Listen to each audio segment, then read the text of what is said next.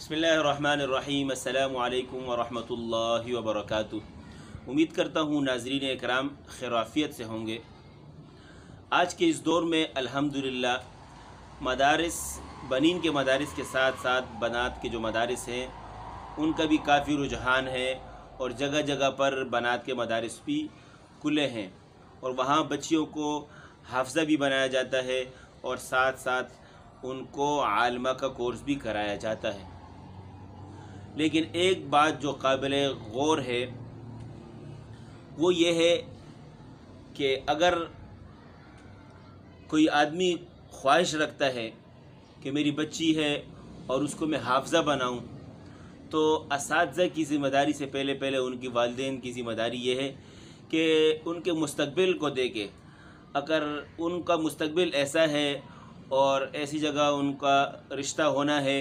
जहाँ दीनी माहौल है और आप समझते हैं कि उन पर ऐसी कोई रोक टोक नहीं होगी, उन पर ऐसी सख्ती नहीं होगी, चूँकि ऐसे बहुत सारी मिसालें हैं कि वहाँ कुरान पढ़ने भी नहीं दिया जाता, नऊज़ुबिल्लाह लम्मा फरमाए, और उन पर बहुत सारी सख्तियाँ भी होती हैं। और इसके अलावा साथ साथ ख़ुद एक बच्ची की बहुत सारी ज़िम्मेदारी होती है, साथ घरों के बच्चियों के संभालने के साथ साथ फिर घर का पूरा काम संभालना और सुबह से लेकर शाम तक घर की ज़रूरियात जो है इसमें पूरा दिन गुज़र जाता है। तो अगर वालिदैन समझते हैं कि उनके मुस्तक़बिल में उनको कुरान पढ़ने का और याद कर लेने के बाद उनको महफूज करने का और बरकरार रखने का मौका होता है, तो ठीक है, आप हाफ़ज़ा उनको बना सकते हैं। लेकिन अगर आप समझते हैं, चूँकि इस दौर में बहुत सारे ऐसी मिसालें हैं, बहुत सारे वाक़यात सामने आए हैं कि वहाँ उनकी ऐसी तरतीब नहीं होगी कि जिसमें वो अपने कुरान को याद कर सकें, तो बेहतर यही है कि आप उनको कायदा बेहतरीन तरीके से और अच्छी कारिया से आप उसको कायदा पढ़वाएं, साथ जो है उनका नाज़रा बहुत बेहतरीन पढ़वाएं, ताकि अगर ये बच्ची कल को इसकी रुखसती हो और दूसरे घर जाए, वहाँ उस पूरे घर वालों में ये एक मदरसा बना सके। चाहे बाहर की बच्चियाँ न भी आएँ, लेकिन जो इसके अपने घर के अफराद हैं या छोटी बच्चियाँ जो हैं, ये उनके लिए एक मदरसा खोल सके और उनको बेहतरीन अंदाज में कुरान की तालीम दे सके, तो इतना ही एक बच्ची के लिए बेहतर है। हज़रत मौलाना पीर ज़ुल्फ़िकार नक्शबंदी हफ़िज़हुल्लाह का मैं एक बयान सुन रहा था, उन्होंने भी इस बात की तरफ गौर दी और तवज्जो दिलाई कि ठीक है, अगर आप बना सकते हैं बच्चियों को हाफ़ज़ा तो आप बनाएं, आपका शौक़ है। लेकिन चूँकि बच्चियों की बहुत सारी फिर घरेलू काम होते हैं, ज़िम्मेदारियाँ होती है, उसकी वजह से फिर उनका कुरान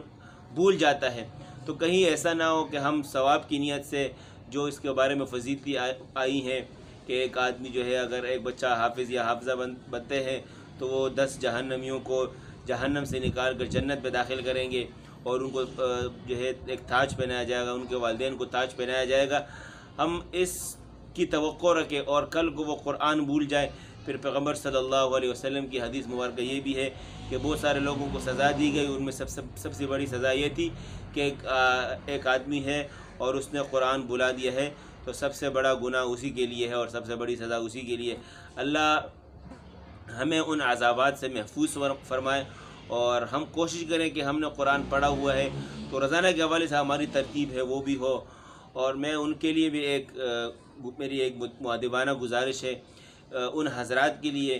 कि जिनके घर में हाफ़ज़ा हैं या जिनके घर वो हाफ़ज़ात जा रही हैं, तो वो घर वाले जो हैं इन बच्चियों के ऊपर तवज्जो दें, बल्कि इनसे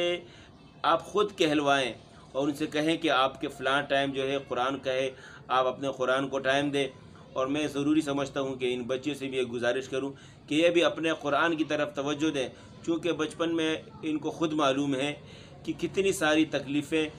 सुबह से लेकर शाम तक 3-4 साल लगा देती हैं कुरान को याद करने में,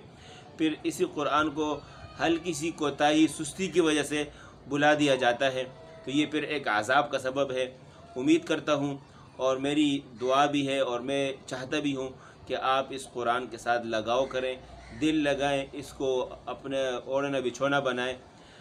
तो उम्मीद करता हूँ कि आप मेरी इन गुजारिशात पर अमल करेंगे। इसी के साथ मैं इजाज़त चाहता हूँ। اپنا خیال رکھیے گا.